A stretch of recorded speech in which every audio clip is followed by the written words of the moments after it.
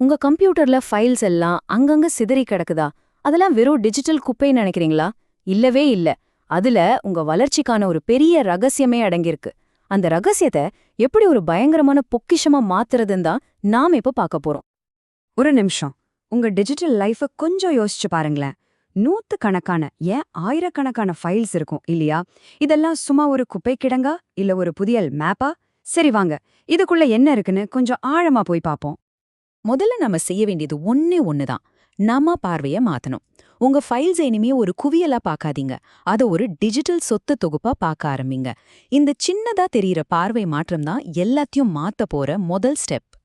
இங்க பாருங்க, 1000க்கும் மேல ஃபைல்ஸ். இது ஏதோ சின்ன விஷயம் இல்ல. இது ஒரு தகவல் வெள்ளம்னே சொல்லலாம்.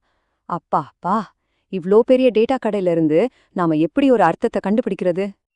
ஆனா இங்குதான் ஒரு ஆச்சரியமான விஷயம் இருக்கு. இந்த ஃபைல்ஸ் எல்லாம் சும்மா ஏதோ எதேச்சியா சேர்ந்ததில்ல. இதுக்கு பின்னாடி ஒரு தெளிவான, ஒரு ஸ்ட்ராட்டஜிக்கான நோக்கம் இருக்கு. ஒரு மறைக்கப்பட்ட ஆசை. அது என்னவா இருக்கும்னு நினைக்கிறீங்க? அந்த நோக்கம் ரெண்டே ரெண்டு சக்தி வாய்ந்த தூண்கள் மேல நிக்குது. உங்க முழு டிஜிட்டல் உலகத்தையும் தாங்கி பிடிக்கிற அந்த ரெண்டு தூண்கள் என்னன்னு இப்ப பாத்திரலாம் வாங்க. இந்த சார்ட் பாருங்க. எல்லா ரகசியமும் இதுலதான் இருக்கு. ஒரு பக்கம் ஐயாவோட போதனைகள், அதாவது தத்துவம், ஞானம், ஆன்மீகம் 324 ஃபைல்ஸ். இன்னொரு பக்கம் ஏஐ, டெக்னாலஜி பத்தி 215 ஃபைல்ஸ். கொஞ்சம் யோசிச்சு பாருங்க. உங்க மொத்த கலெக்ஷன்ல 50%க்கும் மேல இந்த ரெண்டு டாபிக்ல தான் இருக்கு. இது நிச்சயமா ஒரு தற்செயலான விஷயம் கிடையாது. அப்போ இதுல இருந்து என்ன தெரியுது? ஒரே நேரத்துல ரெண்டு உலகத்திலயும் ஆதிக்கம் செலுத்தணும்னு ஒரு ஆசை இருக்கு. ஐயாவோட ஞானம் உங்க உள் உலகத்தை, அதாவது நீங்க ஏன் ஒரு விஷயத்த செய்றீங்கன்றத சொல்லுது. அதே நேரம் ஏஐ டெக்னாலஜி உங்க வெளி உலகத்தை, அதாவது அதை எப்படி செய்றீங்கன்றதை இயக்குது. ஒரு பக்கம் பார்த்தா பழங்கால ஞானம், இன்னொரு பக்கம் பார்த்தா அதிநவீன டெக்னாலஜி. சம்பந்தமே இல்லாத மாதிரி தெரியுற இந்த ரெண்டு உலகத்தையும் எப்படி ஒன்னா இணைக்கிறது? அதுக்கு ஒரு பாலம் இருக்கு. அந்த பாலம்தான் இந்த பகுதியோட இதயமே. அந்த பாலத்தோட பேரு தான் புரிதல். இது சும்மா ஒரு வார்த்தை இல்லைங்க, இது ஒரு தத்துவம். உங்க உள்ள இருக்கிற ஞானத்தையும் நீங்க வெளிய பயன்படுத்துற கருவிகளையும் இணைக்கிற ஒரு சக்தி. இதுதான் பழங்கால தத்துவங்களை பயங்கர பவர்ஃபுல்லான டிஜிட்டல் ஸ்ட்ராட்டஜியா மாத்திர மேஜிக். ஐயாவோட போதனைகள்ல இருந்து முதல் விஷயத்த பாப்போம். மனம் என்னும் மாயா. நம்ம மனசு இருக்கே, அது ஒரு நிமிஷம் கூட சும்மா இருக்காது. யோசனைகளை உருவாக்கிட்டே இருக்கும். அதை அடக்க நினைக்கிறது கடல் அலைய கையால நிறுத்து நினைக்கிற மாதிரி தான். அது நடக்காத காரியம். இத இப்போ இருக்கிற டிஜிட்டல் உலகத்துல எப்படி பாக்குறது? சோஷியல் மீடியால நீங்க பண்ற அந்த முடிவே இல்லாத ஸ்க்ரோலிங், வந்துட்டே இருக்கிற நோட்டிஃபிகேஷன்ஸ், இதுதாங்க டிஜிட்டல் மனம். இதை கண்ட்ரோல் பண்ண ட்ரை பண்ணாதீங்க. இது ஒரு மாயன்னு புரிஞ்சுக்கிட்டாலே போதும், நீங்க நிஜமாலே டீப் ஒர்க்ல கவனம் செலுத்த முடியும். சரி, இப்ப ஐயாவோட ரெண்டாவது கொஞ்சம் ஷாக்கிங்கான ஒரு கருத்துக்கு வருவோம்.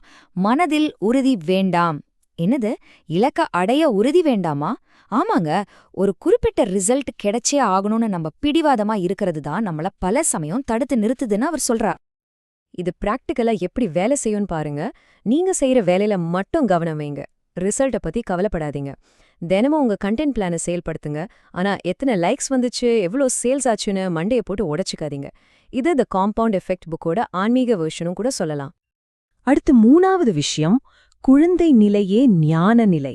ஒரு குழந்தை மாதிரி எந்தவித முன்முடிவும் இல்லாம மனச தெரிந்து வச்சு இந்த உலகத்தை பாக்குறது தான் உண்மையான ஞானம்.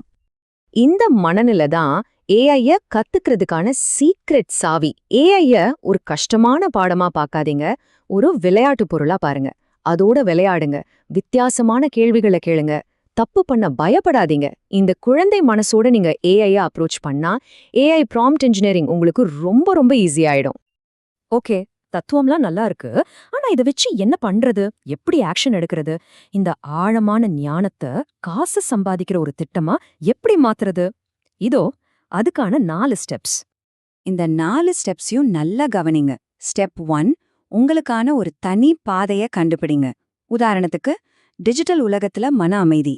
ஸ்டெப் 2, ஒரு சிம்பிளான ப்ராடக்டை உருவாக்குங்க. ஒரு 30 நாள் வாட்ஸ்அப் தியான பயணம் மாதிரி. ஸ்டெப் 3, உங்க அறிவை பகிர்ந்து மக்களை இருக்கிற மாதிரி ஒரு சிஸ்டம் உருவாக்குங்க. ஸ்டெப் 4, இந்த எல்லா வேலையும் வேகமா செய்ய ஏஐய பயன்படுத்துங்க. உங்க வேலைய ஒரு சூப்பர் ஹியூமன் லெவலுக்கு கொண்டு போங்க. இதோட விளைவு எப்படி இருக்கும் தெரியுமா? இந்த ஸ்லைட பாருங்க. முன்னாடி ஒரு பிளாக் போஸ்ட் எழுத உங்களுக்கு 4 மணி நேரம் ஆகியிருக்கலாம். ஆனா இப்போ உங்க ஞானத்தையும் ஏஐ டூல்ஸையும் ஒன்னா சேர்க்கும்போது அதே வேலைய வெறும் 20 நிமிஷத்துல முடிக்கலாம்.